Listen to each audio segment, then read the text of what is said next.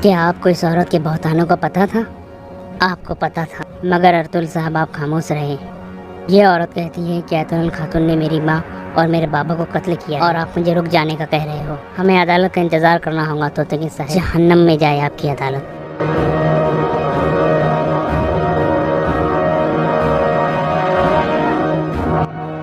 आपकी मरहूम वालदा का कड़ा सलजान ने उस बूढ़ी औरत को दे दिया था। गोंजा गुल ने कहा है कि उसने अपनी आंखों से देखा है। गोंजा गुल के अल्फाज किसी भी चीज़ को साबित नहीं करते भाई। गोंजा गुल के मुताबिक उस बूढ़ी औरत को सलजान ने मारा था और ये कड़ा इस बात का सबूत है। अच्छा, तो इस सांप की तरह होशियार अर्तुल ने अदालत इसलिए मुलतवी किया था। मुझे इस बात का पूरा यकीन है कि इस मामले में अर्तुल भी शामिल है तो तकिन साहब, मगर उसे अब पता चलेगा कि उसने अपने आप को कितनी बड़ी मुसीबत में डाल लिया है।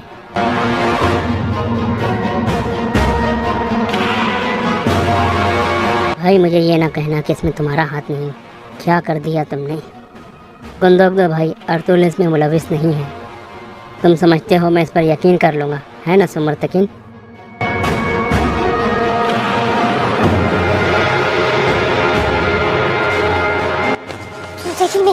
अर्तुल, तुम्हें ये बहुत महंगा पड़ेगा। हत्ता कि तुम्हारी माँ जो तुम्हारे झूठ छुपाती है वो भी तुम्हें नहीं बचा पाएंगी। भाई, सिपाही तैयार हैं।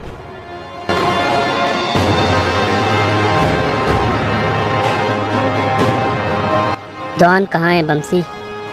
हम नहीं जानते जनाब। है ना तुर्गत भाई? हम नहीं जानते।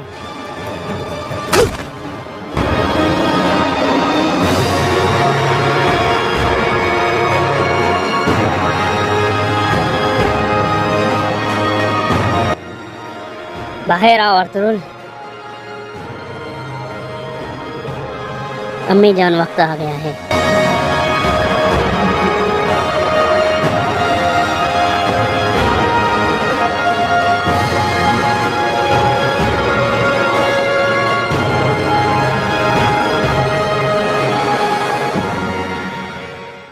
अस्सलाम वालेकुम नाज़रीन। पिछली किस्त के एंड में आपने देखा था कि तोतकिन ने सलजान खातून पर हमला कर दिया था और इस दौरान अर्तुल भी वहां पहुंच गया था।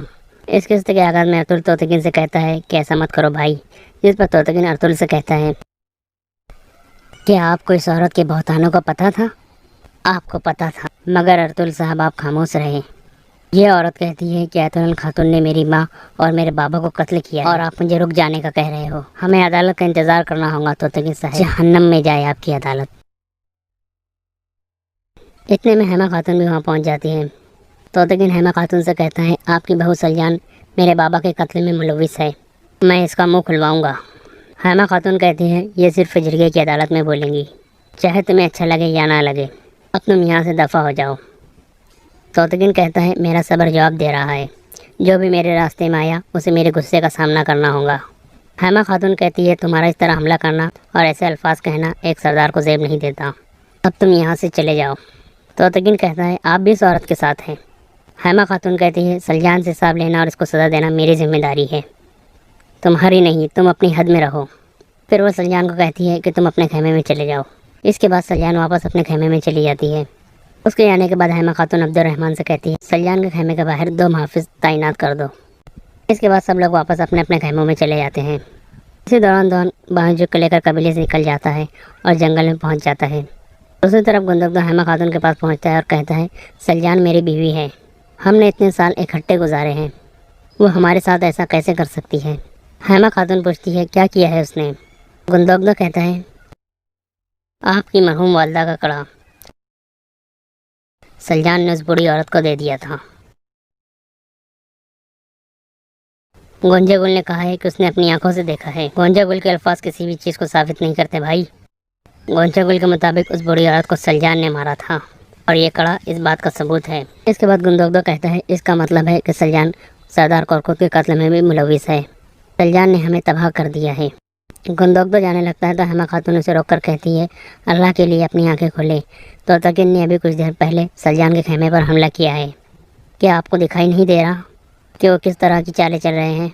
अर्तुल गुस्से से हलीमा को खामोश करा देता है और गुंदोगदो बाहर चला जाता है। इसके बाद गुंदोगदो गुस्से से तोतकिन के पास पहुंचता है। तोतकिन, ये तुमने क्या किया है? मेरी बीवी के खैमे में तुम कैसे घुस गए? वो खैमा मेरी इज्जत है, क्या तुम्हें नहीं पता ये? उसके बाद आयतुल्लाह बोल पड़ती है और कहती है कि तोतकिन अपने वालिद के गम में है और अगर तुम इसकी जगह होते तो तुम भी यही करते। तोतकिन कहता है कि सलजान की ज़बान ने जो जहर उगला है उसे शुक्रगुजार होना चाहिए कि मैंने उसे ज़िंदा छोड़ दिया। यह सुनकर गुंदोक गुस्से से तोतकिन से कहता है, अपनी हद में रहो तोतकिन, अपनी हद में। अगर ये मसला है तो उसे सज़ा देना मेरी जिम्मेदारी है, तुम्हारी नहीं। फिर आयतुल्लाह उनके दरमियान आ जाती है और रोकर कहती है, कोई मेरे और सरदार कोरकुट के बारे में सोच ही नहीं रहा कि हमारे ऊपर कितना बड़ा इल्ज़ाम लग गया है।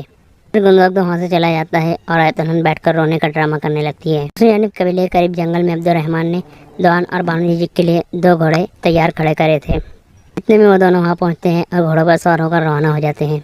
अगले दिन सुबह के वक्त जेल के दोनों मुहाफिज पिंजरे के अंदर बड़े हुए थे और मुकम्मल तौर पर बंधे हुए थे। इतने में तोतकिन का एक सिपाही वहाँ पहुँचता है और मुहाफिजों को खोल कर पूछता है, किसने किया ये? जिस पर मुहाफिज कहता है, ये दौन ने किया है।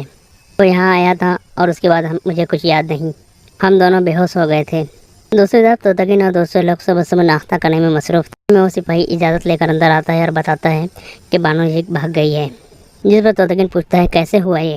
सिपाही कहता है, ये सब कुछ दौन के वहाँ पर जाने के बाद हुआ है। तोतकिन फ़ौरन अर्तुल का नाम लेता है। मुस्तकिन कहता है, अब तुम्हें समझ में आया उन्होंने जिरगे की अदालत को क्यों मुलतवी किया था? तोतकिन कहता है, अगर तुर्गुत और वंशी अपने खैमे में मौजूद है तो फ़ौरन उनको गिरफ्तार कर लो। दूसरी जानिब दौन और बानो जी कबीले से बहुत दूर पहुँच चुके थे। बानो जी पूछती है, तुमने इतना खतरनाक कदम क्यों उठाया दौन? क्या सिर्फ अर्तुल भाई के कहने पर ऐसा किया है? दौन कहता है, अर्तुल भाई के लिए मैं अपनी जान भी कुर्बान कर सकता हूँ, लेकिन इस दफ़ा मामला मुख्तलिफ था। ये मैंने सिर्फ तुम्हारे लिए किया है क्योंकि मैं तुम्हें उस हाल में नहीं देख सकता था। बानो जी शर्मा कर खड़ी हो जाती है। इतने में शेख इब्न अरबी वहाँ पर आ जाते हैं और कहते हैं, उनके लिए कोई मौत नहीं जो अपने प्यारों के लिए मर जाए, और उनके लिए कोई गम नहीं जो जुल्म के खिलाफ खड़े हो जाए, और आप दोनों मेरे साथ आओ। इसके बाद वो दोनों शेख इब्न अरबी के साथ चल पड़ते हैं। दूसरी तरफ तुर्गुत और वंशी सुबह सुबह अपने खैमे में तैयार हो रहे थे कि इतने में तोतकिन के सिपाही वहाँ पहुँच जाते हैं और कहते हैं कि बाहर चलो। वो दोनों बाहर जाते हैं। तोतकिन वहाँ पहले से अपने सिपाहियों को लेकर खड़ा था। तोतकिन तुर्गुत से पूछता है कि दौन कहाँ है? जिस पर तुर्गुत कहता है, हम जब जागे तो वो जा चुका था, हो सकता है वो शिकार करने गया हो। फिर तोतकिन बमसी से पूछता है, दौन कहाँ है बमसी? हम नहीं जानते जनाब। है ना तुर्गुत भाई, हम नहीं जानते।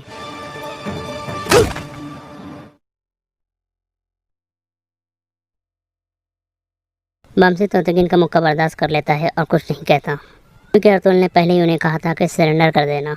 फिर तोतकिन अपने सिपाहियों से कहता है, इन दोनों को बांध कर यहाँ से ले चलो। अब चल कर देखते हैं कि इनके भाई क्या कहते हैं इस बारे में। दूसरी यानी हामा खातून के खैमे में भी सुबह का नाश्ता चल रहा था। में बाहर से तोतकिन की ज़ोर ज़ोर से चिल्लाने की आवाज़ें आने लगती है, बाहर आओ अर्तुल,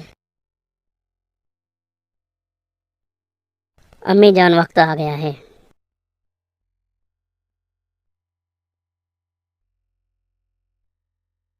अर्तुल तोतकिन के सामने जाकर खड़ा हो जाता है। तोतकिन के सिपाही तुर्गुत और बमसी को भी बांधकर वहाँ पर लेकर आए थे। कबीले के बहुत से लोग भी वहाँ इकट्ठे हो जाते हैं। इतने में हेमा खातून उनके दरमियान आ जाती है और तोतकिन से पूछती है, ये क्या हो रहा है? तोतकिन बुलंद आवाज़ से कहता है, अर्तुल के सिपाही दौन ने रात को मेरे बाबा के कातिल को यहाँ से भगा दिया है और खैमे की हिफाजत पर मौजूद दोनों मुहाफिज इस बात के गवाह हैं। इसके बाद अर्तुल कहता है, अदालत की तलवार से कोई नहीं बच सकता तोतकिन साहब। तुर्गुत और बमसी क्यों बंधे हुए हैं? यहाँ मैं हिसाब लेने आया हूँ, तुम नहीं अर्तुल साहब। हिसाब सिर्फ अल्लाह ले सकता है तोतकिन। अगर तुम्हारे पास कोई सबूत नहीं है तो इनको छोड़ दो। फिर अर्तुल कहता है, अगर इनका कोई कसूर है तो इनको सजा देने की जिम्मेदारी मेरी वालिदा की है। हेमा खातून कहती है, अर्तुल सही कह रहा है तोतकिन। तुम्हें याद है जब तुमने पिछली बार अर्तुल और किसी सिपाहियों पर इल्ज़ाम लगाया था? ये मत भूलो कि इन्हीं बहादुर आदमियों ने तुम्हें अपने पेट पर लाद कर यहाँ लेकर आया था और तुम्हारी जान बचाई थी, और अगर आज तुम जिंदा हो तो इन्हीं की वजह से हो। फिर हेमा खातून अब्दुर्रहमान को हुक्म देती है कि तुर्गुत और बमसी को खोल दो। अब्दुर्रहमान उन दोनों को खोल देता है। तोतकिन हेमा खातून से कहता है, मैं दौन को तलाश करके लाऊंगा, लेकिन मैं कसम खाकर कहता हूँ अगर सिपाही दौन और बानो जी को सज़ा न मिली तो मैं हर चीज़ का जिम्मेदार अर्तुल को समझूंगा। फिर वो अपने सिपाही सामसा को हुक्म देता है कि सिपाहियों को तैयार करो और उन दोनों को जिंदा या मुर्दा पकड़ कर लाओ। ये कहकर वो वहाँ से चला जाता है और बाकी सब लोग भी अपने अपने खैमों में चले जाते हैं। दूसरी तरफ इब्न अरबी उन दोनों को लेकर एक कार में पहुँच गए थे। थोड़ी देर बाद दोहान कहता है अगर आपकी इजाज़त हो तो हम यहाँ से रवाना हो जाए। इब्न अरबी कहते हैं ठीक है। फिर इब्न अरबी उनसे कहते हैं अल्लाह अपने चाहने वालों को आजमाता है, इसलिए मायूस मत होना। हर अंधेरी रात के बाद एक चमकदार दिन आता है। इसके बाद वो दोनों वहाँ से रवाना हो जाते हैं। दूसरी यानी बर्तुल गुंदोगदो पर गुस्सा होता है और कहता है भाई मुझे ये ना कहना कि इसमें तुम्हारा हाथ नहीं, क्या कर दिया तुमने। गुंदोगदो भाई अर्तुल इसमें मुलविस नहीं है, तुम समझते हो मैं इस पर यकीन कर लूँगा, है ना सुमरतकिन। कि तुमने जिरगी की अदालत को मुलतवी करा के दोआन से ये काम करवाया है। जिस पर हेमा खातून कहती है ये वाजह है कि दोआन ने यह काम इसलिए किया है क्योंकि वो उस लड़की को पसंद करता था और उसकी बेगुनाही पर यकीन करता था। फिर गुंदोगदो कहता है अर्तुल हम सबके लिए कब्रें खोद रहा है, ये समझ नहीं आ रही कि ये कैसे इस मसले से निकलेगा। दूसरी यानी तोतकिन अपने खेमे में वापस पहुंचता है और गुस्सा कर रहा होता है।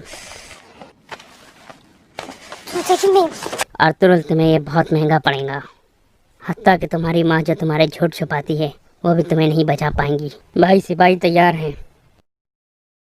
फिर तोतकिन शमशा से कहता है तुम कबीले पर नज़र रखो, अर्तुल और उसके सिपाहियों पर नज़र रखो, वो कबीले से निकलने नहीं चाहिए। दूसरी तरफ अर्तुल सलजान खातून को बुलाता है और कहता है हकीम आर्तुक गोंचागुल खातून को किसी न किसी बहाने कबीले के करीब कायला कालर के मुकाम पर भेजेगा। तुमने कुछ ऐसा करना है कि वो तुम्हें देख ले और तुम्हारा पीछा करना शुरू कर दे। काला कालर के मुकाम पर बानोजिक तुम्हारा इंतज़ार कर रही होंगी। तुम बानोजिक से इस अंदाज में गुफ्तगू करना कि वो गुफ्तगू गोंजागुल को सुनाई देनी चाहिए। इस दौरान ये बात तुमने उसे ज़रूर सुनानी है कि कल शाम तुम बानोजिक से दोबारा मुलाकात करोगी और उससे ऐतुलन के खिलाफ सबूत हासिल करोगी। ये सुनकर गोंजागुल हर चीज़ जाकर ऐतुलन को बताएंगी और फिर अगले दिन ऐतुलन भी वहाँ जाएंगी ताकि वो सबूत तुमसे ले सके। सलजान कहती है मैं समझ गई, आप परेशान मत हो। हेमा खातून कहती है अगर ऐतुलन वहाँ ना गई तो। अर्तुल कहता है अगर इसे यकीन आ गया कि बानोजिक के पास कत्ल का सबूत मौजूद है तो ज़रूर जाएंगी। अल्लाह। इसके बाद हलीमा सुल्तान कहती है इस काम में अगर सलजान का कुछ हो गया तो। जिस पर अर्तुल मुस्कुराता है और कहता है सुमरतकिन सलजान खातून की हिफाजत करेगा। दूसरी तरफ तोतकिन गुंदोगदो से कहता है